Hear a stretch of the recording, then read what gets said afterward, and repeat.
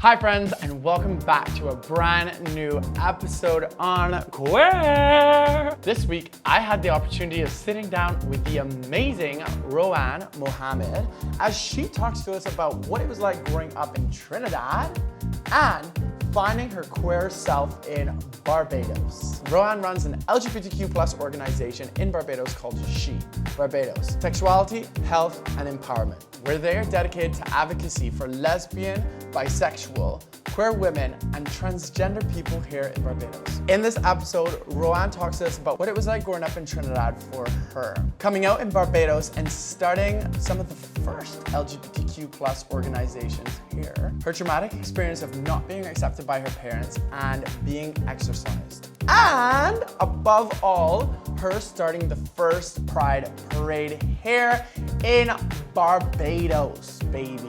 I'm telling you, you are not going to want to miss any of it. Do you hear me? Don't forget, we launched our podcast on Spotify and Apple Music, where you can listen to the raw, unedited story, which you obviously want to do because I had to dig out so much to make this 30 minutes. We also launched our Patreon page for as little as $3 a month. You can help support the queer journey. Yay! Don't forget to like, subscribe, comment, and share. Anyways, enough about me. Let's meet Ro-Ann.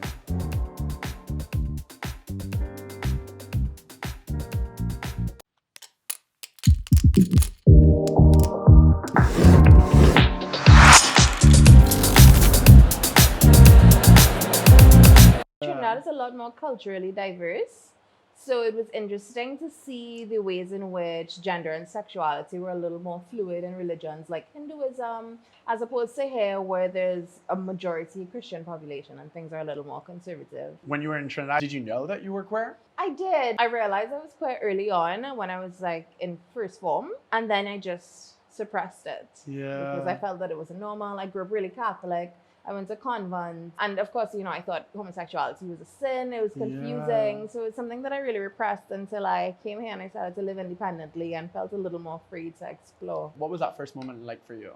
Oh, I was 10 or 11 and I realized that I had a crush on a girl. And I think I had crushes on girls before then, but I didn't know how to name it. Yeah. But in this moment, I was like, I might be a lesbian, and I had like a bit of a crisis for a while. Of course, it was all internal. I didn't know how to like tell anybody. I didn't know how to verbalize, how to explain. It was a lot of different feelings, but I didn't feel negatively. I didn't feel any shame. I felt excited, you know? Yeah, and I wanted to explore, but didn't really have the space to. Yeah. You just had that crush and you kept it inside? Yes. Why did you feel like when you came to Barbados, you were able to like explore or come out or? Well, I was living on my own for the first time. Always a healthy thing to do. Independent, honey. No, so I came over here for UE. I met a lot of queer people here, and that's where I met my first partner, actually. And I felt like I just had a little more space to explore things because I grew up in a really strict household as well. So I didn't have boyfriends either. Like, it was just like nothing was possible. Were you nervous, like those first moments where you were going to explore? I was so nervous. I was like, oh, how much detail should I get into? Whatever you want. Yeah, I mean, I was like, is this really happening? This seems like something you see on TV. Like, I grew up, I would sneak and watch like the L Word and Queer as Folk. Yeah. So I was like, oh, I feel like I'm on HBO. Yeah. Is there cameras? Yeah. It was exhilarating and it was just so refreshing to be able to be myself and to be with somebody who I felt an actual connection to, as opposed to like performing compulsory heterosexuality. Absolutely. At UE, you started an LGBTQ school organization, correct? Yeah, so a friend of mine started the organization and we were involved in like the beginnings of it. Me and my partner at the time and a couple other people, which was called Quiche, Queers at UE Cave Hill. And it was my first time actually being in community with other queer people, with trans people. And it just sort of opened my eyes to the possibility that people lived their lives unapologetically and had queer relationships and gender being so fluid, sexuality being fluid. So I learned a lot being in that space. And in that student association, like so many people just wanted to be a part of it that weren't at UE. So that's when things started to branch out at a more like national advocacy level for me. Must have been so like interesting for you too, you know, maybe not seeing that many like, or knowing that many LGBTQ plus individuals, and then being in this space where you actually realize, wow, there's a lot more of us out here, and like you can relate and rely on each other too to get through things. After that, you said the organization kind of branched out beyond UE. What did that look like? We realized that a lot of people just wanted to be part of that community, even though they didn't go to the university. So we would have like beach limes, that kind of thing, for people at school. And just like any and everybody who was queer and trans would come and be like, hey, we heard that this thing is happening and we want to be part of community too. So my partner and I at the time decided to start Be Glad, which was a public advocacy organization. And at the time, there was no other active LGBT organization on a national level. In beginning, Be Glad as a public advocacy space, we really wanted to expand the narrative of what it is to be queer, trans, and anything else that is non-cis in Barbados. Also just educate the public and engage the public a lot, because we realized there was a lot of silence around LGBT issues, a lot of fear, and of course that just breeds ignorance. And how many years ago was this? This is in 2012. How was your parents reacting to your advocacy? They were not amused. I went from being like this very Catholic, sheltered girl in Trinidad, and I came to Barbados, and my parents were like, who are you? Who is this person? Because I just jumped into the deep end. From the time that I realized that, you know what, I really am queer, from the time I started getting involved in like queer relationships, building queer community, I was like, let's go guns a-blazing. And I formed Be Glad within a year. Wow. I actually came onto them. One day we were having like our first public event, a panel discussion. And I knew that it was going to be covered by the news. So I figured that I should call my mom and let her know that this is going to happen. And I didn't know what to expect. I didn't think that she would be happy, but we had never spoken in depth about LGBTQ issues in particular. I knew she was very Catholic, I knew she was religious, but this is not something that we had gone into detail about. She was really, really not okay with it. So at all. So before that, did you ever hear her speak about LGBTQ people, gay people, lesbian people before when you were younger? Yeah, and I think it was done in that way that people in the Caribbean usually do. Like LGBT people are seen as spectacle, you know? So like if you know somebody who's LGBT in your community, particularly somebody who's gender non-conforming, you know, people just kind of like laugh at them, poke fun. And that was it. That was the extent to which I knew how my parents felt about LGBT stuff. But it wasn't like on a human level. And I think them having a queer daughter really shook things up for them. Yeah. So you said your mom didn't handle it very well. What was that conversation like? Yeah, it was actually pretty violent. She threatened me with violence in the name of Jesus. Hallelujah. Yeah, she threatened to kill me. I mean, I came out to her over the phone, thankfully, because I was still in Barbados. She was in Trinidad. I think the biggest thing about it for her was that she was embarrassed of what other people would think.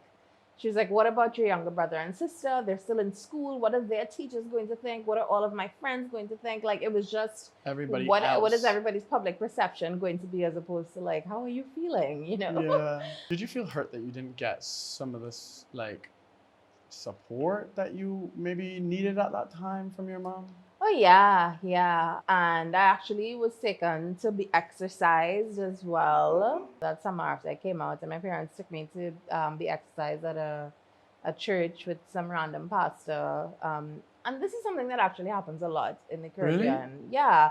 And I think when people think of conversion therapy, they think of it happening with like like those conversion camps in the US with like electroshock therapy. But it happens in so many different ways across the Caribbean. Like people think that homosexuality is an evil spirit and that it needs to be prayed away, and that it's something that can be converted with the power of prayer. What happened during that session? I mean, he was just like evangelizing over me and like trying to cast out my demons. And I was really unaffected by it all, which I think made it like all the more like annoying for them. But I was like, is it that deep? Like, Yeah. I was like, are you serious? Like, is this really happening? Like, this Wow. seems satirical at this point. I was like, it's not that serious. But were you affected by Personally. them doing that? Like taking you to... Yeah, I mean, it hurt, definitely. And I wish that I had support from the people who were closest to me, my family. I mean, my siblings were great, my little siblings. It definitely created a wedge between me and my parents, and our relationship has never been the same. But alternatively, I was able to create new community and lean on a lot of like new family, chosen family, not just in Trinidad, but in Barbados and across the region. I see now like where a lot of your like activism spirit comes in because of just the experiences maybe you've had to go through, you know, and you don't want that for anybody else. And the most power is by educating people, right? Yeah. I'm so sorry that happened to you. That's kind of, it sounds traumatic, you know, being exercised. It was. And, you know, it's funny, like I joke and laugh about it. But after that, I was also homeless. Your parents kicked you out? Well, they said that they didn't kick me out. It was a choice of like, you either change who you are or you can't stay in this house. So you either be straight and stay, or you be gay and get the wow. Can I curse? Yeah. People really showed up for me in those moments, and I feel really fortunate because I know a lot of people are displaced and have nowhere to go. But I was able to turn to great like community networks through KAISO, which was spearheaded by one of the pioneers of LGBT activism in the Caribbean, Colin Robinson. And I moved back to Barbados because I was like, if I'm gonna be queer, I might as well go back to where I'm comfortable and do my thing. Where it all started. Well, pretty much outwardly. yeah. And when you moved back, what was that like? What was next for you? And when I moved back, I jumped into the deep end. With what I've been through, I'm just gonna commit. Yeah. Wow. And the thing is, like, advocacy and activism never seemed like a choice for me. I don't want to live in a world where LGBT people, in particular the people who are most vulnerable, even more vulnerable than myself, are subjected to living in a life that's not authentic to them. Not authentic, a life that's lacking dignity, simply because of the way that they love, you know? Absolutely. Yeah. And what sort of work were you guys doing at that time? Our focus was mainly visibility and public advocacy. And I think that my brand of activism has really been deeply rooted in like radical visibility. What do you mean by radical visibility? When I say radical visibility, I mean like a level of visibility that people aren't used to in the Caribbean when it comes to LGBT issues, or in Barbados. I think a lot of things are just shrouded in so much secrecy. When people think about LGBT issues, one, they think of HIV and AIDS. Two, it's really centered on the experience of gay cis men. And people really sexualize what LGBT issues are. And we're so much more than that. LGBT people have been contributing to our culture through arts, through like so many different things. We've been a part of the society as long as humanity has existed. We're like deeply entrenched into society. We're part of the fabric of society. And I think that needs to be acknowledged more, that needs to be highlighted more. And that's something that I've really focused on in my work, you know, just visibilizing that we're here. We always have been here, and we're not going anywhere. Absolutely. Bam. Period. I love that. You started an organization called She. Why did you think it was necessary to start a different organization? I was with Be Glad from 2012 to 2017, 18. Through that like deep dive into like the LGBT activism space, locally, regionally, internationally. Something I noticed, particularly when it comes to funding, resource allocation, just visibility of issues, things are really focused on, and historically have been focused on, HIV and AIDS, the experience of cis gay men, and a lot of the issues that queer women and transgender people in particular face are really invisibilized. Something that people say often is that, you know, lesbian women don't have it as hard, but that's not true. Lesbian women and queer women sit at the intersection of homophobia and misogyny. So that just manifests in different ways. I realized too that queer women and trans people have always been on the front line of activism for our community, but don't receive their flowers while they're here. Yeah, they don't get the recognition. Yeah. So she stands for Sexuality Health Empowerment. And it actually started in 2017 when an evangelical church group here had a protest to reclaim the rainbow from LGBT people. Wow. And wow. yeah, ridiculous. Of all the things you can focus on, like, let's take back the rainbow. This is what we're doing. So a group of us were like, no, this is ridiculous. Let's show up and show out. And we coordinated. We went to Bridgetown. It was maybe like 10 of us. We showed up in our like flags and, you know, just like rainbow paraphernalia, fabulous as ever. And I looked around and I realized that we're all women. And I'm like, when it's time to do the work, not that guys don't and other people, non-binary persons don't, but women are really present in this movement and always have been. I'm also involved in feminist activism, and I realized that the two movements were so separate in so many ways.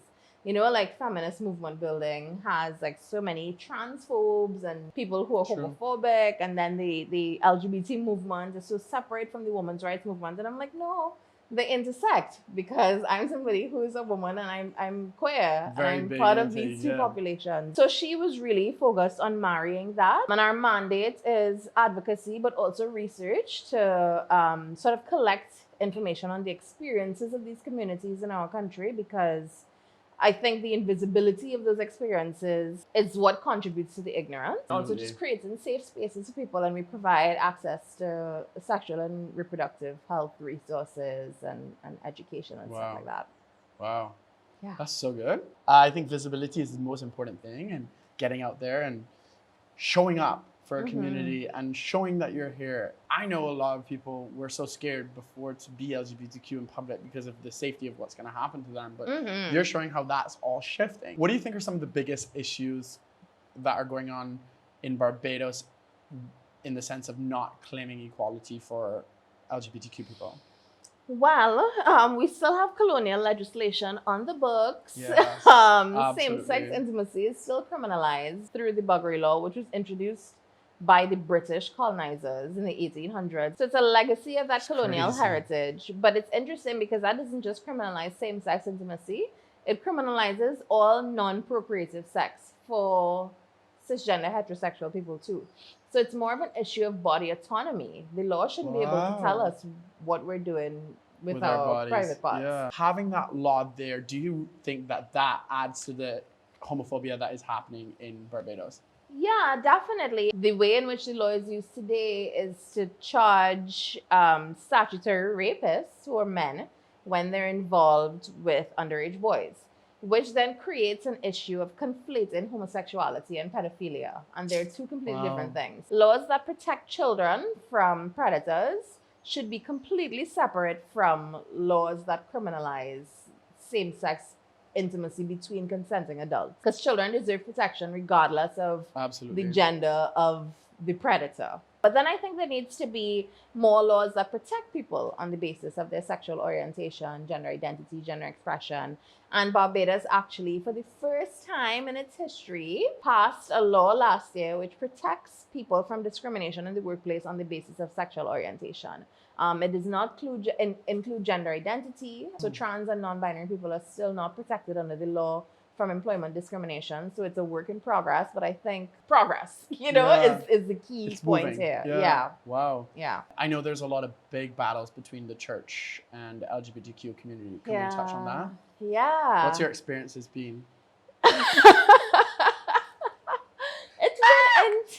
It's been intense. There's one group in particular called Family, Faith and Freedom, and their entire mandate is anti-LGBT mobilization, but also like anti-sexual and reproductive health and rights. So they're anti-abortion, don't want to have sexual health education in schools, but they also are staunchly against removing the Buggery Law, making any kind of legislative progress when it comes to LGBT rights and human rights and equity. But I think that speaks to the issue of needing to separate church and state. Like, everybody has religious freedom, and part of that is freedom from religion, So while people are completely entitled and free to practice their religion, people don't have to believe that being LGBT is okay. But the buck stops when they think that their religion entitles them to dictate how I live my life when I'm not infringing on anybody else's human rights. So it's been interesting. But what has been really great is that we've received so much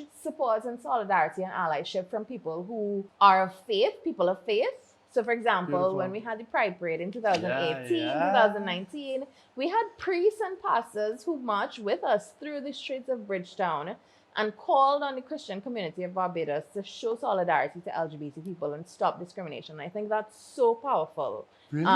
Yeah. And I wish that, I think part of the work that I do is also trying to make sure that these people are visibilized just as much as the staunchly homophobic people are, because they are not the only voice that matters here. Yeah, absolutely. I think that literally made me tear up a little bit, because I know how much of like a struggle it is down here. I know we comment on religion a lot, and like we're not saying it as a whole, because that's like categorizing every LGBTQ person as the same thing, right? It's like some religious groups are very anti-LGBTQ, but there's a lot of religious people, for the viewers, that are very pro-LGBTQ. What's interesting too is that there are LGBT people who are also religious. Absolutely. You know, and they should have freedom Absolutely. to practice their religion without persecution and without fear and stigmatization of who they are. What were some of the dialogue that you had with the churches? A lot of the conversation here that's being led by homophobic and transphobic evangelical groups like Family Faith Freedom is not even like of Barbadian roots. Like, it's not rooted in a lot of like Barbadian thought. Groups like Family Faith Freedom are really heavily connected to the right-wing movement in the States. Wow. So, for example, they had a conference here in 2016, which was the World Congress of Families Conference. The whole conference was, a lot of conservative white men who were here to tell us that, you better buckle down on these issues, because if not, you're going to end up like the States, and you're going to end up like Canada, where Christian people have no rights. So it's like a weird situation of like neo-colonialism, like imperialist. Yeah, and really capitalizing on people's fears, because I think people are afraid that they're going to lose their religious freedom or their rights once LGBT people gain rights. So they're really fear-mongering and honing on into that fear that some Caribbean people have, and using that as a springboard to then like spread this massive amount of homophobia and transphobia. Okay, Yeah. so what?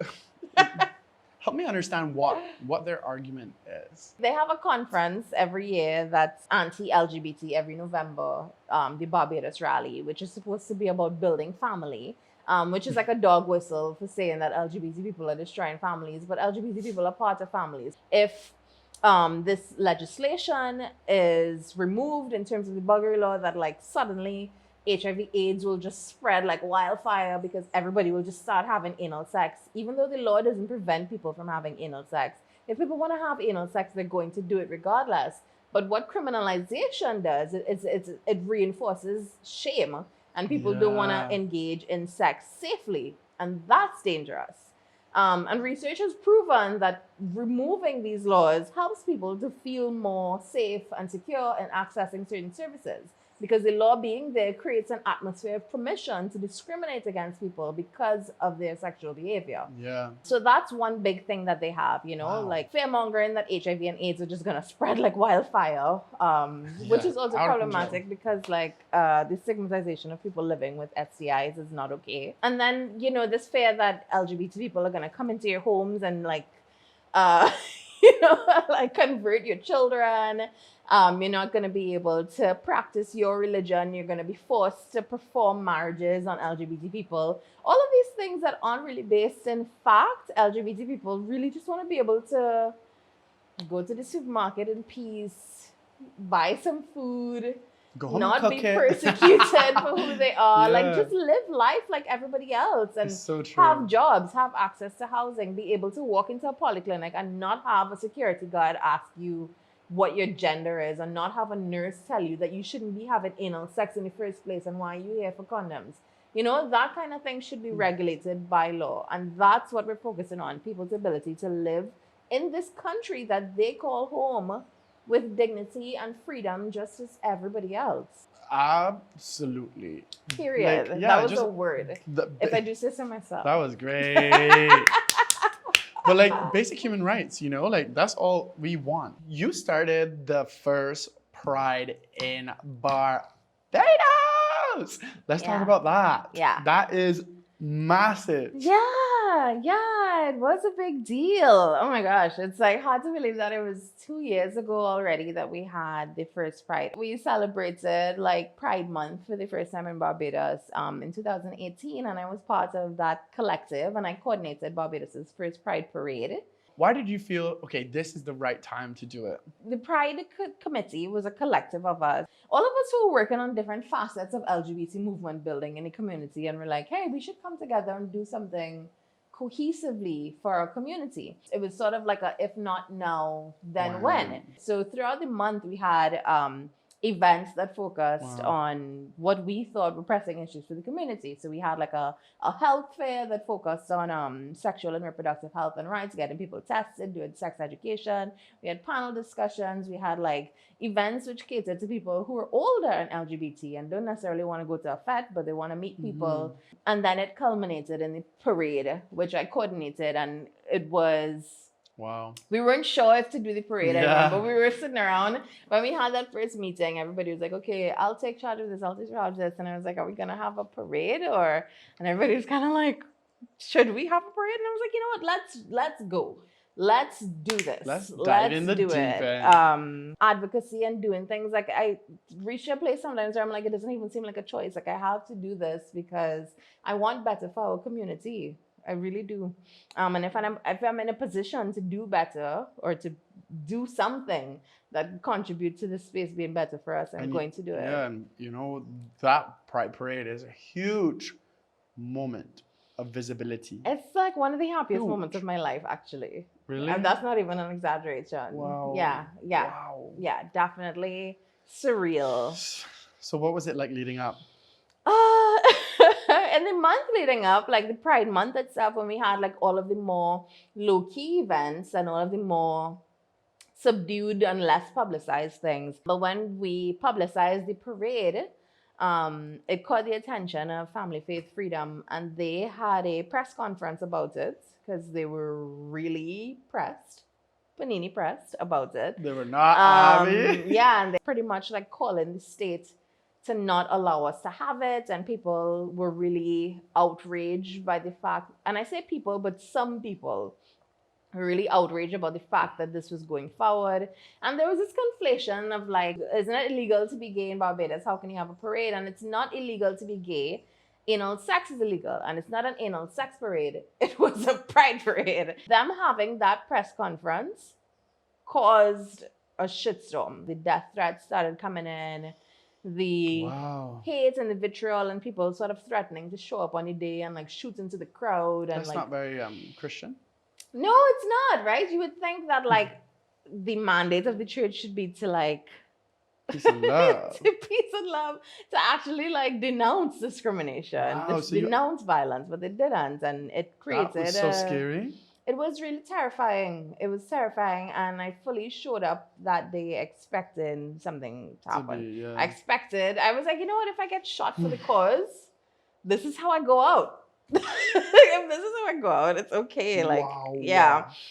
But I think people were just generally really afraid. Like, people were excited about it, and then because there was like such an intense amount of violent language around it, a lot of LGBT people in particular messaged me like the day before, and they were like, hey, I was gonna come, but I'm really terrified that something's gonna happen. Now that there's so much attention, negative attention happening, I'm afraid that I might get kicked out of my home. But what happened on the day, I was expecting that like, I was like, okay, everybody's gonna bail out because they're afraid. So I was thinking maybe like 10 people were going to show up, and I was like, even if 10 people show up, like, it's something. But on the day, I was so pleasantly surprised when over 100 people who were mostly allies showed up. I just got goosebumps. What? And the allies showed up because the church was making this hullabaloo about it. And a lot of people were like, you know what? Actually, we stand in solidarity with you, and we're not going to let these people demoralize your movement like this. And I was so overwhelmed with emotion. Nothing negative happened. The police were there. We had a music truck playing soca. Like, it was. Wow. Yeah, it was. Wow. Legendary. I want to go. It was really now. good. And then in 2019, we had over 300 people. Same thing, incident free, mostly ally support. And we had priests show up. make That is amazing. statements of solidarity. Yeah, yeah. And I think it was a big defining moment for the movement in Barbados. Yeah, like, come on. Yeah. Time to accept. Yeah. Time for equality. Yeah. That's so amazing, and like gratitude to the allies for showing up, you know? Yeah. Yeah. And I think that's how you do allyship, right? Because people are often like, oh, I don't know what to do. And I'm like, just show up. Really, just show up. And have those uncomfortable conversations in those spaces, you know? Like, that's allyship. Yeah. Wow. That is amazing. Yeah. I was like crying in the streets. I can imagine. We were walking past like the bridge in Bridgetown. And like I said, we had a music truck and everybody was just so exuberant. There was like rainbow everywhere. The music truck started playing like "Don't Worry, Be Happy," and I just like burst into tears. But yeah, happy tears, all happy tears. It was such a great moment. And you know, like a parade is not the only part of Pride, but it was a really strong moment for LGBT visibility in Barbados. And it was like, we're here. We're here, we're queer, and we are good. I was trying to figure out. We're here, we're queer, and we're not going anywhere. Period. Boom. Reflecting on your past, what is one big lesson that you've learned and lived by? There's always something that you can do. I think that it's easy to feel really small and helpless. But I'm just a girl from Trinidad, you know, trying to like make change. And I think everybody can. What's one last message you would love to say to anyone who's watching? So always remember that LGBTQIA plus people are human beings and our identities don't exist in a vacuum.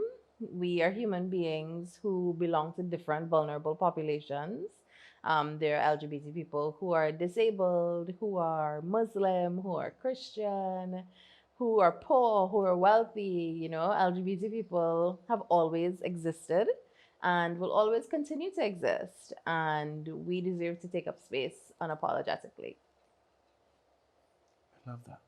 Yes. Well, thank you so much for coming on here and sharing your story. Thank you for having me. It was so wonderful to meet you and learn from you. And I think you and the rest of the people involved in She are doing such an amazing job here. And proud of you for doing the first Pride, or just moving that forward, you know, it's huge. Yeah. And as you've said, the biggest thing that my biggest takeaway today is visibility is huge, you know? Yeah. Visibility is huge, and just keep living your authentic self. Thank you. Thank you, Ro-Ann, for sharing your journey with us, for enlightening us of your experiences, and being so open, vulnerable, and authentic. I have learned that Barbados has evolved tremendously from the original activism Ro-Ann and her colleagues did. There's still a lot of work to be done in the fight for LGBTQ plus rights and equality, especially when you have influential religious organizations that are against it, and how much power they have in our government. Remember, that isn't all religious groups or people. There are many religious LGBTQ people and allies involved in the fight for equality and basic human rights. Lastly, can we please talk about those Pride photos? How amazing was that experience for Barbados? I wish I was there. So let's continue to celebrate our colorful selves and be proud of who we are. Thank you, Ro-Ann, for sharing your message. And I can't wait to talk to you about She Barbados next week. Stay tuned, everybody. Ciao for now.